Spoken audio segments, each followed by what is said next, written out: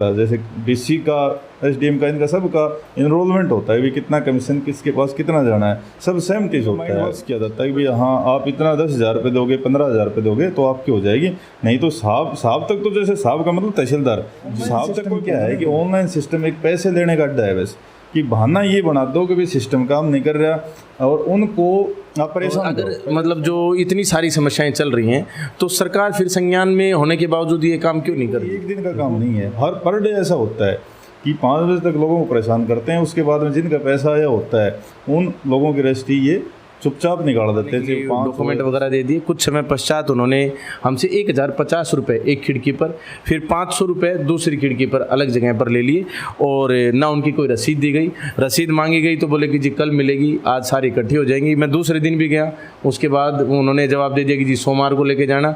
तो मान के चलिए कि उन्होंने फिर रजिस्ट्री दे दी और बोले कि अब आपको किस चीज़ में। कस्टमर के साथ होता है ऐसा, कोई कस्टमर नहीं, आप कहीं भी छानबीन कर लेना, जिसको स्टोर नारनौल 100% सामान देता हूँ, इस चीज़ की मैं गारंटी लेता हूँ, चाहे आप अपना खुद का कनेक्शन अप्लाई करके देख लो। तो ये बिजली विभाग का भ्रष्टाचार।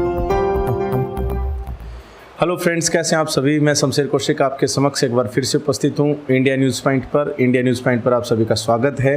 देखिए, ऐसा है, हम जब भी बातचीत करते हैं तो राजनीतिक बातचीत करते हैं।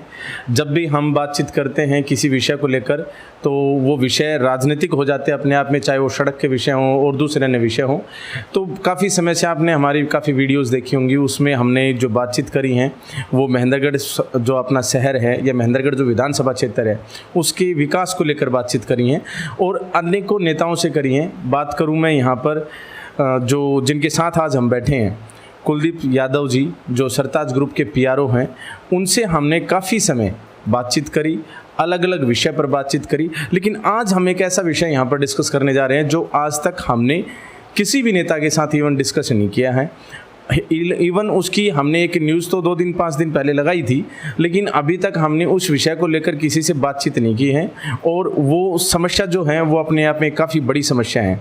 जैसा कि आपको मैंने काफ़ी अपने इंटरव्यूज़ में पहले भी बताया है कि कुलदीप सरताज जी कहीं ना कहीं महेंद्रगढ़ के अंदर एक काफ़ी अच्छा विपक्ष का एक चेहरा हैं और ये विधानसभा महेंद्रगढ़ ही नहीं, बाकी बात करें पूरे दक्षिण हरियाणा की, जिला महेंद्रगढ़ की, इन सभी की डिमांड यहाँ पर करते रहते हैं और इनकी काफ़ी मांगों को सरकार ने भी सीरियस लिया और काफ़ी उन्होंने जैसे कहीं जिला महेंद्रगढ़ लिखा नहीं लिखा तो उस विषय पर ध्यान दिया और आगे भी ये अभी इस तरह की मांगे उठाते रहे हैं।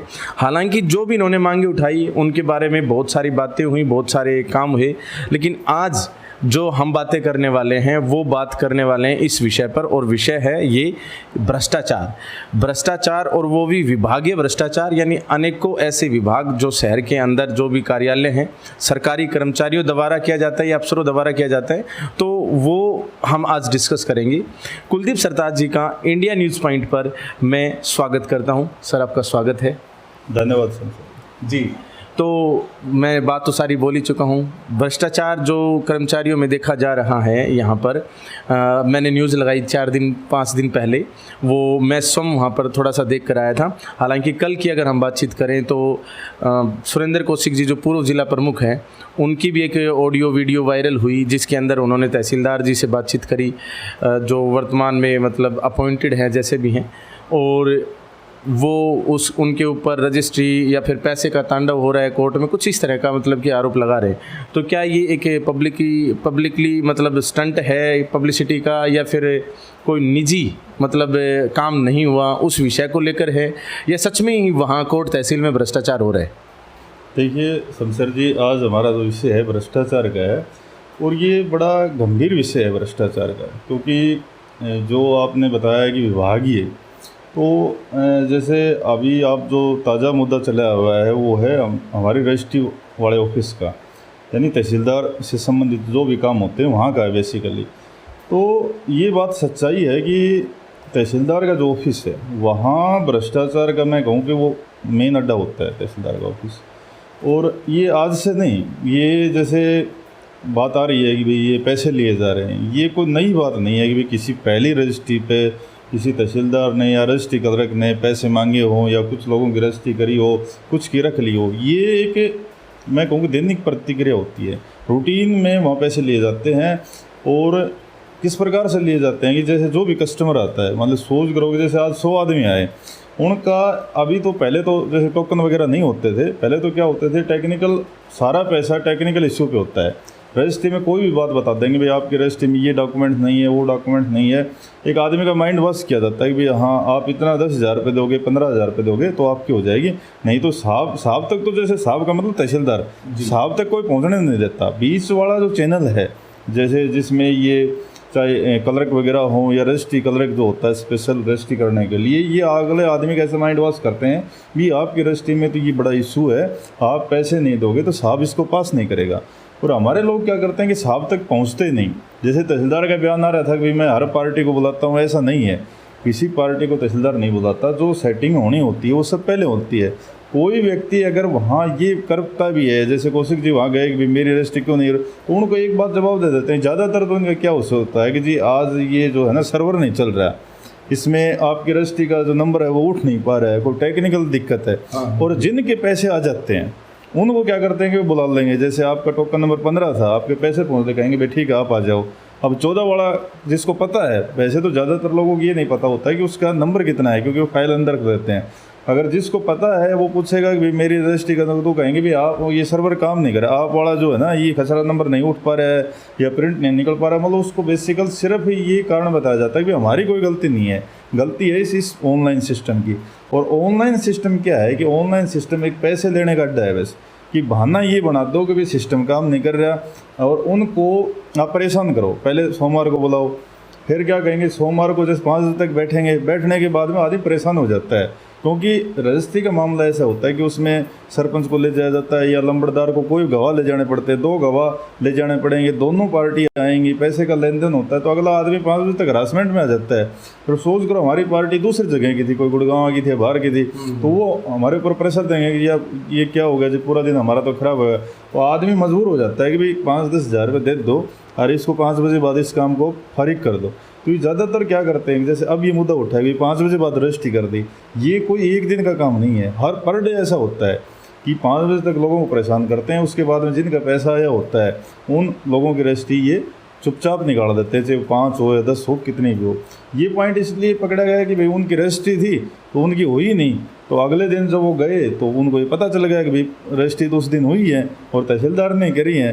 तो अगर तहसीलदार की कोई रजिस्ट्री थोड़ी होती है, जैसे तहसीलदार जी वो नायब जी बयान दे रहे हैं कि भाई मैंने तो जैसे करी नहीं, आप बगैर तहसीलदार की रजिस्ट्री कैसे हो पाएंगे, क्या क्लर्क थोड़ी कर सकता है। तो ये एक पैसे लेने का तहसीलदार का ऑफिस है, पैसे लेने का एक अड्डा है। इस यहाँ लोगों को पर डे के हिसाब से अगर कोई इस मामले की जांच करवाए, वैसे सरकार जांच नहीं करती। अगर हम कितने भी सबूत दे दें वो कहेंगे कि भाई हमने पैसे लिए नहीं, क्योंकि पैसे लेने का डायरेक्ट मामला तो हमारे पास है नहीं।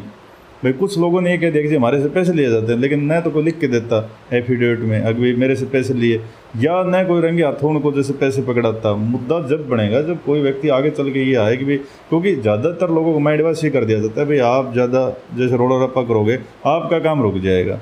क्लाइंट ये सोचता है कि यार मेरे को गुड़गांव जाना, मैं क्यों पंगा लूँ, भाई ठीक है अपना काम निकलवाना निकलवा लो। इसलिए ये फंस नहीं पा रहे। ये क्या करेंगे कि जिनकी रजिस्ट्री निकलवाई थी उनके बयान लिए जाएंगे, भाई क्या पैसे आपसे लिए गए।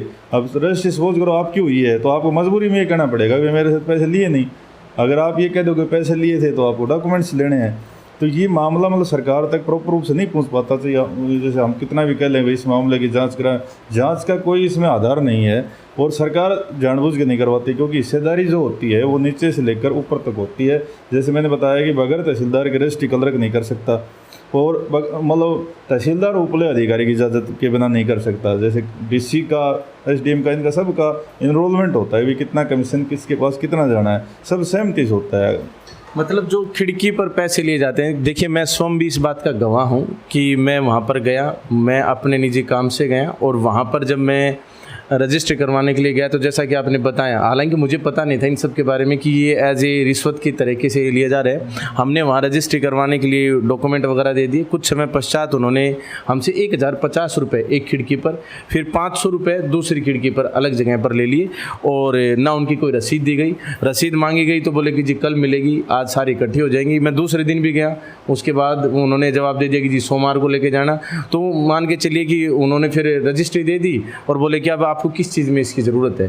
तो मैं तभी मतलब इस भ्रष्टाचार के मुद्दे से मतलब कि मेरा पॉइंट जुड़ गया अपने आप में, मैंने वो न्यूज़ भी लगाई। अब विशेष बात ये है कि जैसे ये जो सब कुछ चल रहा है और जो परेशानियां कोर्ट में चल रही है, परेशानी इसके अलावा सिर्फ भ्रष्टाचार ही नहीं, अगर उस जगह की हम बात करें तो उस जगह पर ना तो बैठने को सीटिंग व्यवस्था है, वहाँ पर जो बुजुर्ग लोग हैं, जो आपने भी बताया, वैसे हम जानते भी हैं कि नंबरदार भी साथ आता है, गवाह भी साथ आता है, हो सकता है गांव का सरपंच भी लाना पड़ता हो, और 2 पार्टियां भी होती हैं। तो जब एक रजिस्ट्री के पीछे कम से कम 5 आदमी 7 आदमी होते हैं, ऐसे ही अनेकों रजिस्ट्री होती है। मान लीजिए 70-80 रजिस्ट्री बनी तो वहाँ पर 200-250 आदमी हो जाते हैं। वहाँ पर सीटिंग व्यवस्था 200-250 की नहीं है, ना ही वहाँ पर लोगों को ये पता पड़ पाता है कि उनका नंबर का बेशक टोकन व्यवस्था है, लेकिन सीएम विंडो के अंदर जो टोकन व्यवस्था है जिसमें पता चलता है कि इतने नंबर पर ये बंदा आएगा, उस तरह की व्यवस्था वहाँ पर नहीं है।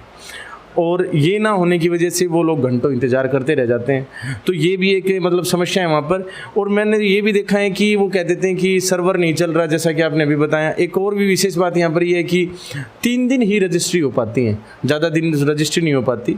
और तहसीलदार भी ये कहते हैं कि स्वयं नायब तहसीलदार जो अभी जो हैं वो कहते हैं कि मेरी तो जी ड्यूटी नहीं है, ये मेरे को तो सौंप रखा है डिपार्टमेंट, उन्होंने अपनी एक टांग रखी एडिशनल चार्ज। तो कहते हैं कि एक टांग मेरी वहाँ, एक टांग उन्होंने, 3 तो टांग गिना दी अपनी। तो विशेष बात यहाँ पर ये है कि अगर मतलब जो इतनी सारी समस्याएं चल रही हैं तो सरकार फिर संज्ञान में होने के बावजूद ये काम क्यों नहीं कर रही है? देखो, अगर हम बात करें सरकार की, तो जैसे एक बात यहाँ नायब ने जैसे एक बात कही है कि मेरी एक टांग वहाँ रहती है, सच्चाई है। क्योंकि देखो हमारा कितना बड़ा एरिया है मेंदड़ का, अब उसमें तहसीलदार नहीं है और नायब अकेला काम कर रहा है। ये एडिशनल चार्ज उनको मिला हुआ है। फिर उसके बाद में जैसे सतनाड़ी जाना होता है, जो कह रहे हैं ये तो सच्चाई है कि भाई उनको जाना पड़ रहा है, और नारनौल भी जाना पड़ता है, क्योंकि जब एडिशनल चार्ज 2-3 जगह का अधिकारी का है तो उसको जाना पड़ेगा। ऐसा तो हो नहीं सकता कि भाई वो 7 दिन या 6 दिन वर्किंग डे 5 दिन यहाँ बैठ सके। अगर वहाँ का चार्ज है तो वो तो डे फिक्स करने पड़ेंगे। तो एक तो ये समस्या है कि सरकार को ये देखना चाहिए कि मेंदड़ इतना पुराना जिला होते हुए यहाँ एक तहसीलदार की नियुक्ति नहीं होती 2-2, 3-3, 4-4 महीने। सबसे बड़ा विषय है ये, क्योंकि ये पोस्ट सबसे ज़रूरी है और ये तो गवर्नमेंट के लिए भी ज़रूरी है, क्योंकि गवर्नमेंट को जो इनकम होती है वो सारी यहीं से होती है, रेवेन्यू तो यहीं से जाता है। तो गवर्नमेंट को तो तहसीलदार की नियुक्ति करनी चाहिए और जो वहाँ सतनाड़ी का जो चार्ज मिला है वो भी उनको छुटवाना चाहिए। तो इससे अगर ये नियुक्ति हो जाए तो जो ये गैदरिंग हो जाती है ना, क्योंकि इसमें अब क्या होता है जैसे सोमवार को बैठेंगे, फिर बीच में 2 दिन का गैप हो गया, तो 2 दिन के अंदर जिन लोगों को रजिस्ट्री करवानी होती है एक तो नहीं करवा पाते। फिर दूसरा विषय है कि उनकी संख्या बढ़ जाती है, मतलब पर डे 50 आदमी रजिस्ट्री करवा रहे, फिर बीच में 2 दिन का गैप हो गया तो 150 आदमी हो गए सीधा। संख्या बढ़ेगी तो परेशानी होंगी। तो ये सरकार के नॉलेज में सब कुछ होता है। देखो मैं आपको क्लियरली बताऊं कि ऐसा नहीं होता कि भाई सरकार, जैसे कुछ लोग कहते थे भाई सरकार को पता नहीं, सरकार को सब पता है। जब ये पता है कि भाई यहाँ कितने तहसीलदार की पोस्ट हैं, कितने नायब की हैं, उनमें कितनी वैकेंट है, कितने अधिकारी नहीं, सब पता होता है। लेकिन ये जो अधिकारी, मैंने आपको बताया था कि जो ये कमीशन का एक सिस्टम होता है, इससे अधिकारियों को, एक तरफ तो अधिकारी कह रहे हैं मुझे परेशानी है, लेकिन उनको आसानी बहुत होती है पैसे लेने में, क्योंकि उनके पास एक बहाना हो जाता है। जैसे यहाँ से वो सतनाड़ी चले गए तो वो ये कह जाते हैं कि भाई आज तो साहब आएंगे नहीं, बोले कहाँ गए, बोले सतनाड़ी गए। आप किसी दिन भी जाओगे ना तो एक बहाना हो जाएगा, बोलो भाई कहाँ है, बोलो नायब साहब, बोल सतनाड़ी गए जी, सतनाड़ी गए। मतलब पीछे से जो काम करना होता है ना इनपुट से, वो करते रहते हैं। भाई जैसे 10 आदमी के पैसे ले लिए, उनका काम जैसे आप कर दो, और बाकी को जैसे आपने पैसे नहीं दे रखे, आपका काम नहीं करना, कहाँ है, बोलो साहब सतनाड़ी हैं। जिनके पैसे ले लिए उनको मार्किंग कर देते हैं, साहब आए 4 बजे आए, ठीक है भाई, हाँ जी 5 रजिस्ट्री पैसे आ रहे हैं, इनको निकाल दो। देखो ये घटनाक्रम इसमें हुआ है कि जब वो कह रहे थे कि भाई वो उस दिन ड्यूटी मजिस्ट्रेट थे, किसी कब्जा कार्रवाई में चले गए, ठीक है, वो चले गए, उन्होंने सबको ये कह दिया कि भाई आप वापस जाओ, आप तहसीलदार नहीं बैठेंगे, और 4 बजे के बाद में जिनकी रजिस्ट्री करने निकाल दिया। तो इसका ये हुआ कि उन्होंने ये कह रखा है कि भाई आप जितने पैसे वाले हैं ना उनको 4 बजे तक रोक के रखो, उनको तो ये कह दो भाई हाँ आएंगे साहब, और जो खामे खाएँ बगैर पैसे वाले उनको ये कहते हैं भाई आज साहब नहीं आएंगे, ड्यूटी मजिस्ट्रेट हैं। अगर ड्यूटी मजिस्ट्रेट थे तो उन्होंने रजिस्ट्रियाँ क्यों करी बाद में? ये एक इसमें सबसे संदेह वाली बात है कि वो वहाँ थे तो यहाँ वाले फाइल कैसे निकाल दिए। बिल्कुल सही बात है। अच्छा, ये तो बात करें तहसीलदार ऑफिस जो है, तहसील ऑफिस है, उसके अंदर ये सारा घटनाक्रम है या फिर ये भ्रष्टाचार है। अनेकों विभाग यहाँ पर हैं, ये सिर्फ एक विभाग नहीं है।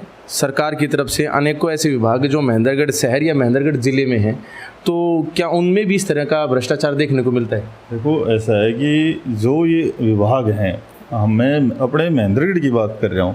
यहाँ ऐसा कोई विभाग नहीं है कि जहाँ पैसे नहीं लिए जाते हो। ऐसा कोई विभाग नहीं है जिसमें मतलब कि पैसा नहीं जो लगता। मैं आपको बात बताऊंगा ना, वो चीज़ें आप जैसे एक मीडिया से हट के कोई ऐसा स्टिंग ऑपरेशन आप कर लेना, अगर उसमें कहीं भी कोई बात जैसे मिल जाए, तो ये नहीं है कि मैं राजनीतिक रूप से बात कर रहा हूँ फलाने विभाग में, मैं आपको बिल्कुल प्रैक्टिकल बताऊंगा कि किस प्रकार से लोगों से पैसे लिए जाते हैं।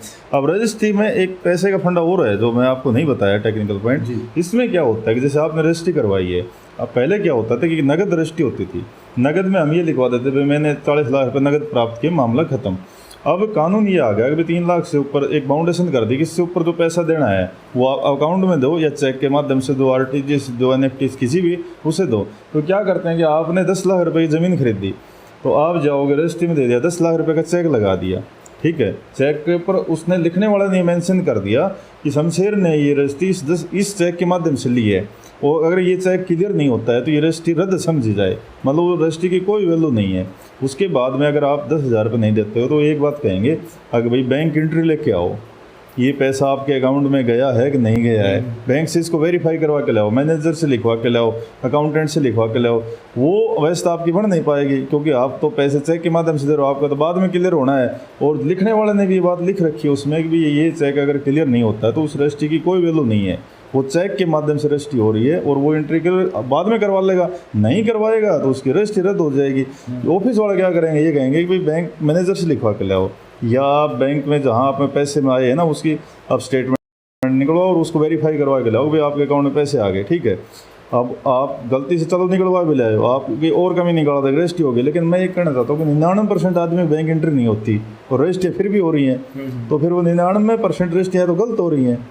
ये कैसे होगा कि भाई 10,000 रुपये ले लिए तो रजिस्ट्री चेक पे हो जाएगी, अगर 10,000 नहीं आए तो बैंक से वेरीफाई करवा के लाओ। ये तो पूरा ना रिश्वत वाला काम हो गया अपने आप में। का एक माध्यम है ये ऑनलाइन सिस्टम जब से आया है ना, तो सबसे बड़ा रजिस्ट्री वहाँ सबसे ज़्यादा जो पैसे लिए जाते हैं ना वो इस विषय पे लिए जाते हैं। दूसरा होता है कि भैया सर्वर नहीं चल रहा, वो तो मैंने बता दिया था। इसके अलावा आपने कहा कि किस विभाग में और अन्य कौन कौन से ऐसे विभाग है जिस ऐसा कोई विभाग नहीं है, मैं दोहरा रहा हूँ, जिसमें पैसे नहीं लिया जाता, चाहे बिजली का विभाग हो, चाहे हमारा स्वास्थ्य विभाग हो, चाहे हमारा पुलिस डिपार्टमेंट हो। अब ऐसे विभाग मतलब इनमें कैसे होते हैं? मैं आपको बताता हूँ। आप जैसे आप उस पर ये स्टिंग ऑपरेशन कर सकते हो। बिजली विभाग में क्या होता है कि जैसे किसी व्यक्ति को सपोज करोगे नया ट्रांसफार्मर लगवाना है, आपने कमर्शियल कनेक्शन ले लिया, कुछ भी ले लिया, तो सबसे पहले क्या किया जाएगा कि आपकी लोकेशन ली जाएगी, आपका एस्टिमेट बनाया जाएगा, आपके पास ये आएगा। तो वो फर्स्ट क्या करेगा कि जैसे आपकी लोकेशन, ये मैं वो धरातल वाली बातें हैं जो मतलब कोई बताता नहीं जी। आप सपोज करो आपका गली में मकान है और एक लाइन आपके बिल्कुल नज़दीक से जा रही है और एक लाइन आपसे 300 मीटर 400 मीटर या 500 फुट दूर है, कुछ भी लगा लो उसमें मान लो, तो जय आएगा तो वो आपका एस्टिमेट क्या करेगा कि नज़दीक वाले से नहीं बनाकर उस दूर वाले से बनाएगा। वो एक नक्शा बनाएगा प्रैक्टिकल, आप ये ट्राई करना। वो दिखाएगा कि भाई आपकी लाइनिंग यहाँ से घुमा के लेनी पड़ेगी। आप कहोगे जी मेरे तो सामने से वायर जा रही है इसमें, तो वो कहेंगे भाई इसमें लोड ज़्यादा है, इसमें हम नहीं दे सकते, आपको वहाँ से लेना पड़ेगा, कुछ पैसे देंगे। नहीं फिर क्या होगा, वो आप कहोगे जी एस्टिमेट तो बनाओ, एस्टिमेट बनाओ, वो कहेगा जी 28,700 रुपये आपको एस्टिमेट बन गया। अब आप सोचोगे यार 28,700 रुपये, मेरा तो बजट नहीं है, कनेक्शन तो मेरे को 5,000 में लेना है। अब एक नॉर्मल आदमी को जिसके पास पैसे नहीं, उनकी बात कर रहा हूँ, तो वो मामला पेंडिंग हो जाएगा। फिर वो आप उनके पास बार बार जाओगे, किसी से फ़ोन कराओगे तो वो कह देंगे भाई ठीक है कर लेंगे, आप भेज दो। कर लेंगे मतलब ये है कि आप जैसे ऑफिस जाओगे कहेंगे अभी बताओ, मैं एसडीओ साहब से बात करूँगा, एक्शन साहब से, और भाई कुछ करना पड़ेगा कि वह आपका बजट 28,700 रुपये मैंने बता दिया, वो कहेंगे भाई 10,000 रुपये दो आप, ठीक है, आपका काम हो जाएगा। कैंडिडेट क्या सोचेगा कि यार 28,000 ठीक है, बाकी पैसा तो बच ही गया, 18,000 रुपये लेस हो रहा है, वो उसको 10 या 8 में करके सेटलमेंट कर लेगा। वो क्या करेंगे फिर जो आपके नज़दीक से जो केबल जा रही है ना उसमें कनेक्शन दे देंगे, मतलब आपका एस्टिमेट बन जाएगा 1,000, 1,500, 2,000 रुपये समथिंग जो भी है, और बाकी सारा पैसा मतलब इनडायरेक्ट रूप से उनके पास भ्रष्टाचार के रूप में चला गया। ये प्रैक्टिकल है, पैसा उन्होंने ले लिया। एक तो इनके पास ये मेथड है। दूसरा ये है कि जैसे आपने ट्रांसफार्मर लगवाना है, बड़ा छोटा कनेक्शन की बात ही, बड़ा जैसे आपने कितने वाट का लगाना है या कोई एग्रीकल्चर लगा लो, कुछ भी लगा लो, तो उसमें क्या होगा कि एस्टिमेट फिर आपका बन के जाएगा। एस्टिमेट बनने के बाद में प्राइवेट ठेकेदार के वर्क ऑर्डर होते हैं, उनके वर्क ऑर्डर हो जाएंगे, भाई ये रामतार ठेकेदार को आपका ऑर्डर हो गया, ठीक है। ऑर्डर होने के बाद में आप ठेकेदार से संपर्क करोगे, हाँ जी मैं आपके नाम ऑर्डर हो गए, मेरे तो कनेक्शन करना है भाई, अब सरसों की बिजाई का सीजन आ रहा है, आप जल्दी करो इसमें लगाओ। वो कहेगा जी ठीक है। तो वो क्या करेंगे, कहेंगे कि स्टोर में जाओ, आप नारनौल चलेंगे क्योंकि यहाँ हमारा स्टोर नहीं है। स्टोर में जाओगे तो वहाँ क्या होता है कि एक लिस्ट जो है ना सामान की आपके पास यहाँ से बना के देंगे एस्टीमेट जेई, और ठेकेदार आपके साथ जाएगा। तो वो लिस्ट जैसे आप स्टोर में दोगे तो वो उस पर काटा मारना, निशान लगाना शुरू कर देंगे।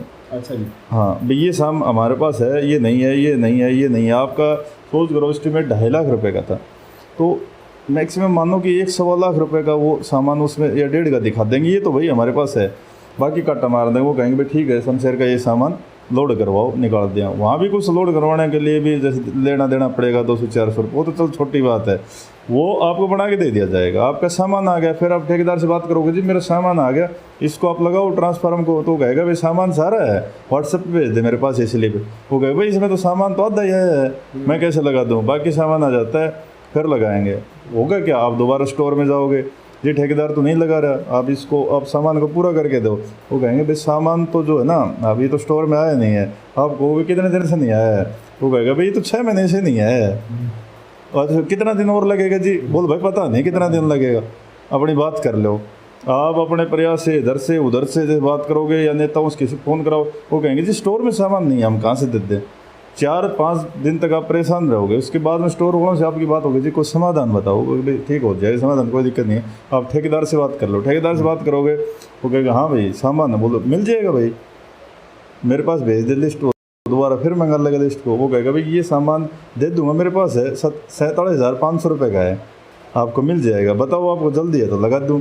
वो तो ठीक है, आप 47,500 रुपये उस ठेकेदार को दोगे, फिर आपका ट्रांसफार्म लग जाएगा, उसके बाद में आपका कनेक्शन चालू हो जाएगा। अब पॉइंट एक तो ये यहाँ ख़त्म हो गया कि आपने डिपार्टमेंट में एस्टीमेट का पैसा दे दिया, फिर भी आपसे पैसे ले लिए, लगभग 50,000 रुपये ले लिए ना, जबकि पैसा आप A1 सामान का जो लिस्ट बनती है एस्टीमेट की उसमें आप देखना ये बढ़िया से बढ़िया सामान का एस्टीमेट बनाते हैं, जबकि जो लगाते हैं वो तो 3rd क्वालिटी का होता है, बिल्कुल हल्की से हल्की कंपनी से खरीदते हैं। एस्टीमेट में A1 सामान का पैसा लेते हैं, उसमें भी 30 हिस्से का सामान आपको नहीं मिला, आपने ठेकेदार से पैसे दे दिए, आपका कनेक्शन हो गया, ऊपर से आपसे पार्टी और लेंगे, बोला 1,000-2,000 रुपये और दे, अब आज कनेक्शन कर दिया, वो लेके वहाँ से चले जाएंगे।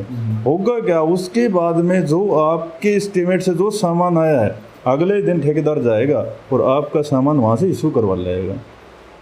आपको तो पता नहीं ना, आप 6 महीने बाद में जाओगे, क्योंकि इतनी जागरूकता नहीं है कि 6 महीने बाद आप स्टोर में जाओगे, भाई मैंने तो ठेकेदार से लगवाया था, अभी मेरा सामान तो दे दे ताकि मैं इसको बेचूँ या घर में रखूँ, कुछ भी करूँ। कोई कस्टमर नहीं जाता, बिजली विभाग से कौन पंगा लेगा तो अगले दिन वो लोड चेक करने आ जाएंगे, भाई घर का लोड कितना है आपका, कितने मीटर लगे हुए, AC कितना है, वो उसको वैसे पर्सनलाइज कर देते हैं।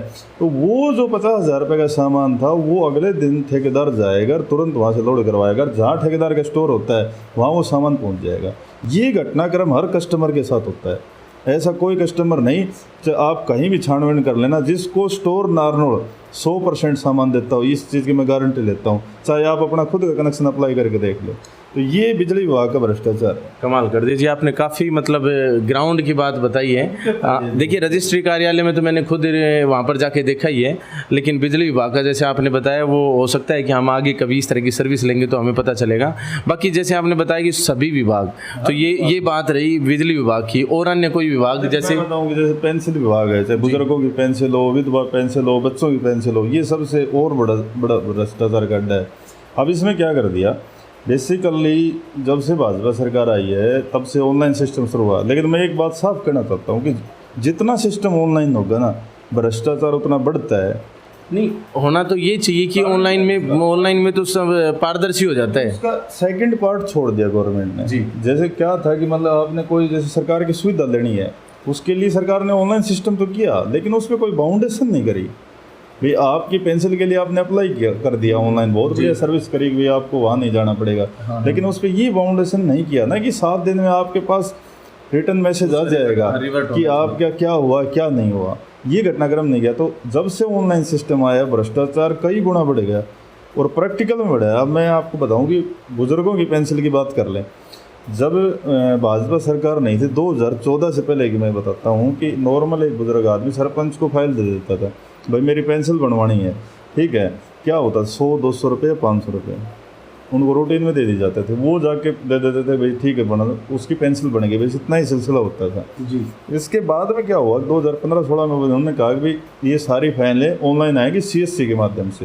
पहले आप CSC पे जाओ, सारे डॉक्यूमेंट्स स्कैन कराओ, आपकी फ़ाइल वहाँ स्कैन हो जाएगी, आपको स्लिप मिल जाएगी। उसके बाद में ओरिजिनल फाइल ब्लॉक में जमा करवाओ, उसके बाद में स्टेटस उसका चलता रहेगा कि 20%, 50%, 80% कितनी आपकी फ़ाइल आगे बढ़ी है।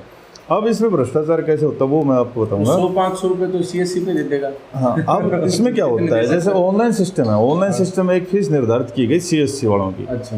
कि आपको इस फाइल का 40 रुपये लेना है, आपको 30 रुपये लेना, आपको 20 रुपये लेना। जिस फाइल का चार्ज 20 रुपये, उसके 100 रुपये तो पहले वो लेगा। 80 रुपये का भ्रष्टाचार तो CSC वाले ने कर दिया। ठीक है, दूसरा ये है कि CSC वाले की जिम्मेवारी ये होती है कि आपके डॉक्यूमेंट्स अगर पूरे नहीं हैं या आपके डॉक्यूमेंट्स में कोई कमी है तो उसको स्कैन ना करें। वो मना कर दे कि भाई आपकी फ़ाइल पूरी नहीं हो पाएगी। लेकिन होता क्या है कि उनको कोई मतलब नहीं होता, आपके डॉक्यूमेंट्स की कोई जानकारी नहीं देते भी आपकी कमी है। वो तो ये कहेंगे लाओ जी 100 रुपये दो, हाथ क्या स्कैन करी, ले जाओ जी, हो गया। उसके बाद में क्या होता है कि डे फिक्स है कि उस ब्लॉक में अधिकारी इतनी तारीख को आएगा, महेंद्र डोला इतनी तारीख को आएगा, उसमें डेट मेंशन कर देते हैं भाई 8 तारीख को आप अपनी फ़ाइल ओरिजिनल वहाँ प्रस्तुत करो। आप वहाँ जाओगे, डॉक्यूमेंट्स लेके के उसको दिखाओगे, वो कहेगा कि भाई नहीं इसमें स्कैन सही नहीं हो रही, आपकी ना ये जो स्कैन हो क्या रही है ये साफ नहीं दिख रही। जबकि उसके छाती के ऊपर ओरिजिनल डॉक्यूमेंट्स उसके सामने रखे हैं कि 10वीं की सर्टिफिकेट आपने लगाई है, अरे उसमें स्कैन नहीं हो रही, कोई बात नहीं, ये तो ओरिजिनल है इसकी, इसको देख लो आप। सही बात है। लेकिन वो क्या गया भाई इसको दोबारा स्कैन करा के लाओ, साफ नहीं है। आप फिर घुमा के फिर उसी CSC पे फिर वापस आ गए, उसको कहो भाई ये क्या कर दिया, ये साहब बोलो जी ये अगले वाले ने कर दिया, मैंने तो ठीक कर लिया, दोबारा कर देता हूँ, 100 रुपये दो। वो 100 रुपये फिर दोबारा उससे ले लिए, उसको फिर दोबारा से स्कैन कर दिया। अब स्कैन होने के बाद में जैसे वो फाइल दोबारा फिर उनके पास चली जाएगी जी। अब क्या होगा, आप 1 महीने और लेट हो गए, यानी ये अधिकारी जैसे अगली 8 तारीख को दोबारा फिर आएगा, उससे पहले आप फाइल को वहाँ कोई इशू नहीं करेगा, वो फाइल 1 महीने तक आप फिर रखे रहोगे। वहाँ आपकी फ़ाइल अगले महीने आप कोशिश करोगे जैसे तैसे वो जमा हो जाएगी, फिर उसकी वर्किंग शुरू होगी कि आपकी इतनी % फाइल होगी, इतनी % होगी, इतनी % आगे बढ़ेगी, आपके पास मैसेज आएगा। 90% बाद में मैसेज आ जाएगा कि आपकी फ़ाइल रिजेक्ट हो गई। ठीक है, आप सोचोगे यार फाइल तो सही चल रही थी मेरी, 3 महीने तो हो लिए, रिजेक्ट क्यों हो गई। वहाँ आप क्या करना पड़ेगा, आपको नॉर्मल ऑफिस में जाना पड़ेगा। वो कहेंगे, आप पूछोगे जी ये फाइल कैसे रिजेक्ट कर दी मेरी, वो थोड़ा देर टाइम लेगा, उसमें कंप्यूटर करेगा, बोलो जी ऐसा है कि ये जो आपके डॉक्यूमेंट्स थे ना ये सही से जैसे इस पर स्कैन होकर मेल नहीं खा रही है ओरिजिनल में, इसमें ये आपने कहाँ से करवाया। वो कहेगा जी मैं तो 2 बार तो करवा दिया, मैं पहले ही परेशान हूँ। बोले जी आप ये काम करना पड़ेगा, आपका ये जो आपको नंबर मिला हो ना ऑनलाइन, ये तो आपको कैंसिल करना पड़ेगा और दोबारा से आप इसको नए तरीके से ऑनलाइन करवा के आओ। होता क्या है कि वो कस्टमर फिर वहाँ से वापस आएगा, यहाँ CSC वाले के पास जाएगा, CSC वाला उसको ऑनलाइन करने का सोचेगा, लेकिन ऑनलाइन नहीं होगी। क्यों? क्योंकि उन्होंने उस सिस्टम पर से उस आधार कार्ड के नंबर को हटाया नहीं है, और जब तक वो वहाँ से नहीं हटेगा यहाँ से दोबारा ऑनलाइन नहीं होगी। तो ये कहेगा भाई अब मैं नहीं कर सकता, पहले आप वहाँ से हटा के हो। ये दोबारा फिर वहाँ जाएगा, बोले आपका हटा दिया था, हटाया नहीं है क्या ये, वो दोबारा फिर उसके कंप्यूटर पर दोबारा फिर आंगली मारते बोले जाओ। मतलब उस कस्टमर को 3-4 बार नारोल के चक्कर लगाए जाएंगे, आखिर में वो बेचारा परेशान हो जाएगा। वो कहेगा भाई यार ये पेंसिल अब बनवास का तो बता दे, नहीं तो मत बता। फिर कहेगा जी कोई दिक्कत नहीं है, आप इतने पैसे दो और कल ही आपकी पेंसिल जो है ना ये कल की डेट में शुरुआत हो जाएगी। अब वो कैसे होगी वो मैं आपको बताऊंगा कि क्या करते हैं कि जैसे आपका टेक्निकल जो नंबर था ना सीनियरिटी वाला, वो इन्होंने रिजेक्ट कर दिया, वो जिनके पैसे आ गए ना उनको दे देंगे और अगले दिन से आपकी पेंसिल उसी डेट से आपकी रनिंग में आ जाएगी। वो कहेंगे अभी 22 तारीख को आपकी पेंसिल आ जाएगी, कोई दिक्कत नहीं है। तो ये एक मतलब कस्टमर को जैसे घुमा के पैसे लेने का एक तो ये तरीका है। अब दूसरा इसी विभाग में एक और हो गया कि सरकार ने ये कहा कि भाई जिन आदमियों के पास ID नहीं है किसी कारणवश, तो मेडिकल सर्टिफिकेट बना के लाओ जो हॉस्पिटल से बनती है, वो इनसे भी बड़ा जैसे भ्रष्टाचार का अड्डा हो गया। वहाँ आप जाओगे तो क्या करोगे, रूटीन में अगर फाइल दे दी, मैं गारंटी लेता हूँ कि मैंने ये ऐसे देखा है कि 75 साल के बुजुर्गों की ये कह देते हैं कि भाई आप 60 साल से कम हो। मैंने खुद देखा है, मतलब ये हकीकत है। कह देंगे आप फाइल वापस लेके आओगे, वहाँ से वो सर्टिफिकेट बना के दे देंगे। अगले को ये नहीं बताएंगे आपकी उम्र कम है, वो अंग्रेजी में लिखते हैं। 60 ईयर वैल्यू देन 60 ईयर, मतलब आप 60 साल से कम हो, ठीक है, वो कर दिया बाबा, आपका काम कर दिया, नीचे वो वहाँ से आ जाएगा, CSC वाले के पास आ जाएगा। अच्छा, CSC वाले ऐसे बैठे हैं कि वो कम 60 वाले के ऑनलाइन कर देंगे, ठीक है जी आपका कर दिया, 100 रुपये दो आप, आपकी फाइल फिर वहाँ चली जाएगी फोटो कॉपी। हाँ, वो कहेंगे कि जी बाबा आपकी तो उम्र तो थी नहीं, वो कहेंगे मैंने तो मेडिकल सर्टिफिकेट लगा रखी है, जिद करेगा, वो कहेंगे मेडिकल सर्टिफिकेट भी ये लिखा हुआ है कि आप 60 साल से कम हो, अगला 75 साल का हो रहा है, परेशान हो लिया, लेकिन कहेंगे कि आप 60 साल से कम हो, वो परेशानी होगी ना, वो दोबारा फिर हॉस्पिटल में जाएगा, जी आपने क्या कर दिया। बोलो बाबा ऐसे थोड़ी होगा, ये ऐसे तो यही बनेगी, आपको पेंसिल वाली बनवानी है, फिर वो उससे सेटिंग करेंगे, उसके एक्सरा गलत बनवाएंगे, 5,000 रुपये लेंगे, कभी 10,000 रुपये लेंगे, उसके दोबारा मेडिकल सर्टिफिकेट बनेगी, फिर उसमें स्कैन होगा, तब जाके उसकी पेंसिल बन जाती है।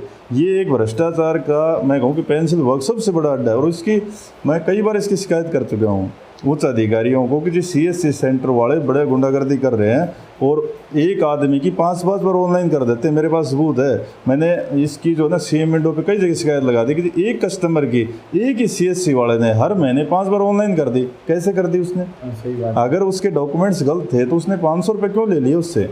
वो एक बार चलो मान लो हो भी जाए मिस्टेक, तो सेकंड टाइम तो वो बताता है कि भाई डॉक्यूमेंट्स में कमी है, लेकिन कोई CSC सेंटर वालों को कोई कार्रवाई नहीं करता। CSC सेंटर वाले धड़ल्ले से पैसा इकट्ठा कर रहे हैं, इकट्ठा करके उच्च अधिकारियों को दे रहे हैं। ये इस विभाग में सरेआम काम चल रहा है।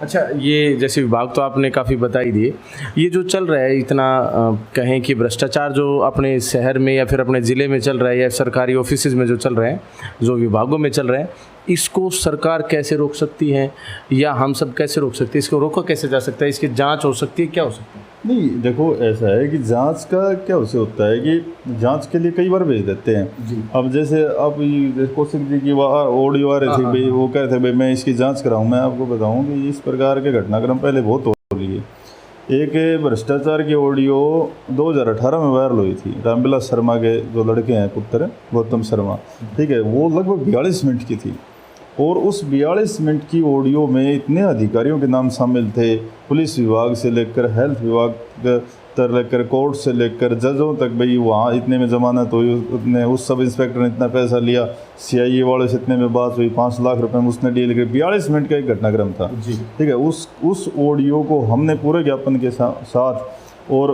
पूरा वो मामला उठाया था कि भाई इस मामले की जाँच होनी चाहिए। अगर उस मामले की जाँच हो जाती तो मैं कहता हूँ कि इतने अधिकारी उसमें शामिल थे, सारी घटना, मतलब उसमें जेल सुपरिटेंडेंट से लेकर superintendent of police, DSP, CIA, health विभाग, कोर्ट के कर्मचारी, सब उस ऑडियो के माध्यम से उजागर हो रहे थे, मंत्रियों तक, कि किस मंत्री ने फ़ोन किया, किसको कितना पैसा दिया। लेकिन क्या सरकार जांच नहीं करवाती? ये देखो, सरकार ईमानदारी का नारा ज़रूर देती है, लेकिन मैं आपको बताऊँ कि इस प्रकार की शिकायतें मेरे पास जो एक हर समय बनी हुई है पुलिस विभाग की। अनिल विज जी कहते हैं कि भाई डिपार्टमेंट में बहुत अच्छा, ऐसा नहीं है कि भाई इसमें फेयर काम हो रहा है। उस पे ऑनलाइन कंप्लेंट में बहुत कर चुका इस प्रकार के कि भाई ये हो रहा है, वो हो रहा है, उस डिपार्टमेंट में ये हो रहा है, विद प्रूफ, लेकिन आज तक उन पे कोई कार्रवाई नहीं होती। उनका एक फ़ोन आता है, हाँ जी, क्योंकि कई बार क्या होता है कि मैं ये नहीं बताता भाई मैं कौन हूँ, अब नॉर्मली शिकायत लगा देते हैं, ठीक है, उसमें ज़्यादा आगे नहीं लिखते कि भाई कोई भी नॉर्मल नाम लिख देते, कुलदीप नाम लिख के मैंने शिकायत लगा दी, तो उनका सीधा फ़ोन आएगा, हाँ जी आपने कंप्लेंट कर रखी है। अच्छा, आप एक काम करो, थाने में आ जाओ। हाँ जी, थाने में क्या करना है वैसे? नो बोलो आपने कंप्लेंट कर रखी है ना, तो आ जाओ। अरे मैं क्यों आऊँगा थाने में? कंप्लेंट मैंने कर रखी है, जिसके खिलाफ कर रखी है उसका नाम है, सबूत इसमें साथ हैं, थाने में किसको बुलाएंगे? अगर आपने भी कंप्लेंट कर दी ना तो पुलिस वाला फ़ोन आएगा, बोलो हाँ शमशेर बोल रहे हो? हाँ जी। बोलो भाई आपने कंप्लेंट करी फलाने के खिलाफ? हाँ। तो बोला आपको बैठ के बात करनी है, थाने में आ जाओ। अब थाना कोई बैठ के बात करने का कार्यक्रम घटनाक्रम थोड़ी है। थाना वालों का काम ये है कि आपने किसी भी व्यक्ति के खिलाफ कंप्लेंट करी है तो उसकी जाँच करी जाए, अगर जांच ठीक है तो उसका चालान पेश कर दो, अगर नहीं है तो उसको FIR दे दो, या अगेंस्ट मान लो आपने झूठी कोई डाली है तो 182 की कार्रवाई कर दो, भैया आपने जो समय खराब किया पुलिस का। लेकिन आज तक किसी भी मामले पे कार्रवाई नहीं होती, चाहे आप कितने भी सबूत दे लो। तो इससे ये स्पष्ट होता है कि भाई सरकार की करनी और कथनी में बहुत ज़्यादा अंतर है। और ऐसा नहीं है कि भाई हम कोई विपक्ष के नेता है या कांग्रेस का मैं पदाधिकारी हूँ या किसी दूसरी पार्टी का हूँ, मैं जो ये बातें बताई है ना जिस विभाग की, ये मैं प्रमाणित कर सकता हूँ। अगर कोई सरकार का आदमी मेरे को ये कहे कि भाई मैं ईमानदारी से जांच करवाऊंगा ना, तो ये सारा घटनाक्रम जो मैंने बताया है ये धरातल पर हो रहा है। और मैं आपको बताऊं कि ये दोंगड़ा जाट का एक लड़का था जो अपने अटेली विधानसभा पढ़ता है, दूलोट जाट का, सॉरी, दोंगड़ा हिर से आगे, उसने इस बिजली विभाग की जांच की कार्रवाई बैठा दी थी। दूलोट जाट, दूलोट है तो अपने वाला है, हाँ, दोंगड़ा से अटाली के पास। उसने ये जो ट्रांसफार्म लगे थे ना अपने ज़िले में, इसकी पूरी उसने फाइल घुमा दी थी। और जो विधायक हैं सीताराम, उनसे उन्होंने, उनकी ऑडियो भी खूब वायरल हुई थी कि जी इस विभाग में इतना पैसा फलाना आदमी ले लिया, ये सामान लगाया है, और वो मामला उच्च सत्र तक पहुंच गया था। आखिर हुआ क्या, उसी लड़के पर कोई केस कास बनाकर उसको शांत कर दिया गया। एक बार वो पूरी मीडिया ने दिखाया था, हर जगह उसकी मतलब ऑडियो वायरल हुई थी कि भाई बहुत अच्छा इसने काम किया। उसने इस बिजली विभाग का इवन देन यहाँ तक था कि जो अधिकारी है ना, उन्होंने 5-5, 10-10 हज़ार रुपये देने कर लिए थे कि भाई आप इस कंप्लेंट को क्लोज कर लीजिए, क्योंकि वो किसानों के जो कनेक्शन हुए थे ना बिजली वाले, उसका मुद्दा था। और उसमें कोई एक व्यक्ति नहीं था, वो लगभग 4200 के आसपास कनेक्शन थे पूरे हरियाणा में। अगर उसकी जांच होती ना तो पूरे हरियाणा के जितने भी अधिकारी हैं ना बिजली से संबंधित, और जिन कंपनियों को ये ठेका दे रखा है, सब उसमें सामने मतलब फंस रहे थे। लेकिन उस जांच को दबा दिया गया। तो गवर्नमेंट तो चाहती नहीं कि जांच हो। अगर एक बात मेरे को बताओ कि सरकार चाहे तो भ्रष्टाचार थोड़ी हो सकता है। सरकार को तो हर बात का पता है, सरकार के पास CID विभाग है, गुप्तचर सारे विभाग हैं। और एक आप जैसे CID की मैं बात बताऊँ, थोड़े दिन पहले एक CID के अधिकारी ने कि वो भी ऑडियो वायरल हुई थी, उसमें उन्होंने खुद ये कहा था कि इतने पैसे मेरे नाम से उसने ले लिए, इतने पैसे उसने ले लिए, कोई जांच नहीं हुई। जब अधिकारी स्वयं फ़ोन करके ये कह रहा है कि भाई मेरे नाम से पैसे लिए जा रहे हैं, ग्राउंड से पैसा उठाया जा रहा है, तो ये सीधी बात है। जब अधिकारी स्वीकार कर रहा है, कोई SP ये कहे कि भाई मेरे नाम से मंथली ली जा रही है, तो सीधी बात है पैसा तो लिया जा रहा है। सही बात है। लेकिन उसकी कोई जांच नहीं होती। इस प्रकार की ऑडियो वगैरह बहुत, जैसे हमने पहले सबमिट करके देख ले, लेकिन इस सरकार पे मैं तो साफ शब्दों में कहूँगा कि कोई, हमें ये विश्वास नहीं है कि भी जाँच होगी। हाँ, तो मतलब जांच भी नहीं हो रही, तो फिर सरकार अगर नहीं करती है तो कहीं ना कहीं फिर आप आम जनता से बातें करें, आम जनता को बताएं कि इसका क्या सॉल्यूशन, समाधान है। देखो, इसका अपने विशेषकर जैसे मेंढड़ विधानसभा तो सबसे ज़्यादा इसलिए हो रहा है कि यहाँ के प्रतिनिधि कमज़ोर हैं। सबसे मेन फैक्ट ये होता है कि ऑफिस में कोई भी आदमी बैठा है ना, उसको सबसे पहले तो भय ये होना चाहिए कि भाई विधायक कभी भी आ सकता है। यानी चुना हुआ जनप्रतिनिधि है, वो इतना एक्टिव है कि वो कभी भी थाने का निरीक्षण कर सकता है, कभी भी हॉस्पिटल का कर सकता है, कभी भी सचिवालय का कर सकता है, SDM ऑफिस में आ सकता है। तो इस प्रकार का कोई भय नहीं है। तो यहाँ के कर्मचारी क्या सोचते हैं कि भाई यहाँ कोई कुछ कहने वाला नहीं है। नहीं, बहुत सी जगह आपने देखा है कि विधायक खुद जाके सारी दफ्तर चेक कर लेते हैं, भाई कौन अधिकारी समय पर बैठ रहा है, कौन नहीं बैठ रहा। तो सबसे बेसिक कारण ये है कि हमारे जनप्रतिनिधि कमज़ोर हैं। कोई कहीं का निरीक्षण नहीं करता। कोई पैसे ले रहा है तो लेने दो, दे रहा है तो देने दो, किसी को कोई मतलब नहीं है कि भाई कहाँ से कितना पैसा लिया जा रहा है। या आप देखो ना, आप विधायक का इस अगर सेशन की बात करें तो 2 साल का कार्यकाल पूरा होने वाला है। क्या विधायक ने सिंगल किसी भी एक भी दफ्तर का निरीक्षण किया आज तक? क्योंकि निरीक्षण कहाँ करेगा, अगला आता शनिवार और रविवार को है, उस दिन तो खबरें छप जाती हैं। उस दिन पहले ही क्या होती है, छुट्टी होती है। आप रविवार को किसका निरीक्षण कर लोगे? अधिकारी को फ़ोन भी नहीं कर सकते हम अच्छी तरीके से रविवार को, क्योंकि छुट्टी है। अगला उठाए ना उठाए, हम क्या होना क्या चाहिए कि मतलब सोमवार को जो वर्किंग डे है उसमें विधायक जाके देखे कि SDM समय पर आ रहा है कि नहीं आ रहा है, तहसीलदार की पोस्ट खाली है कि भरी हुई है, SP जो यहाँ कितने दिन में आया है, SHO क्या कर रहा है, कहाँ से पैसे लिए जा रहे हैं, हॉस्पिटल में डॉक्टर समय पर पहुँच पा रहे हैं कि नहीं पहुँच पा रहे, काउंटर पर्चियों पर क्या हो रहा है, मतलब किसका नंबर समय पर आ रहा है। ये सब काम होते हैं जनप्रतिनिधि के।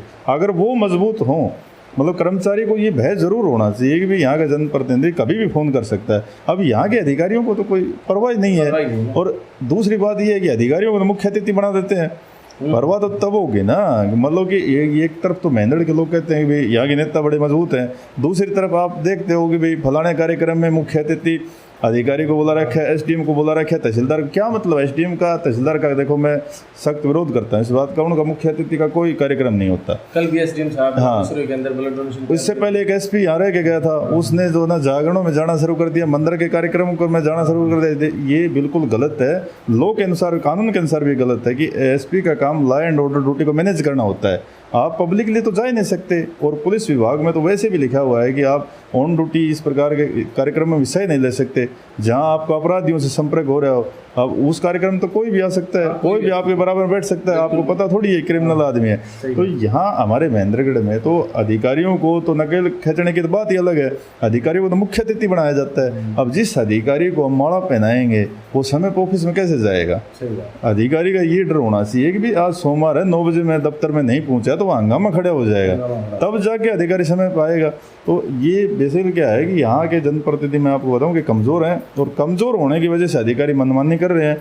और जब तक इस प्रकार के जनप्रतिनिधि रहेंगे तो मुझे नहीं लगता कि भाई ये जितना भी मैंने भ्रष्टाचार का कार्यक्रम बताया है ये ख़त्म होगा।